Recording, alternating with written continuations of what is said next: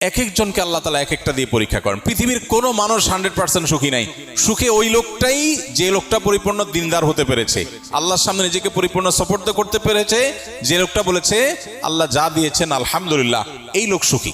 কারণ তার কোনো দুঃখ নাই, তার এক্সপেকটেশনই নাই। এক্সপেকটেশন না থাকলে আর দুঃখ আসবে কোত্থেকে? সে আশাই করে যে সুখের জায়গা হলো জান্নাত, এটা দুনিয়া, এখানে সবকিছু মন মতো হবে না। কারোর স্বামীটা অনেক ভালো, শাশুড়িটা খারাপ, কারোর শাশুড়িটা ভালো, স্বামীটাও ভালো, কিন্তু দেবর ননদ গুলো অমানুষ। কারোর হয়তো এগুলোর সবই ভালো মাশাআল্লাহ, কিন্তু পয়সা নাই। কারোর আবার পয়সা আছে, সবই ঠিক আছে, কিন্তু স্বামীটার চরিত্র খারাপ, আছে না নাই? এক একজনের এক এক সমস্যা। আরেকজনের সব ঠিক আছে, কিন্তু স্বামীর মুখেতে সারাদিন দুর্গন্ধ বাইর হয়।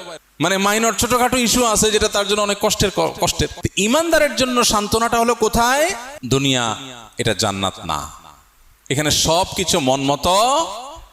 এখানে যদি সব পারফেক্ট হয়ে যেত, তাহলে গোলাপের চারপাশে কাঁটা থাকতো না। গোলাপের চারপাশে কাঁটা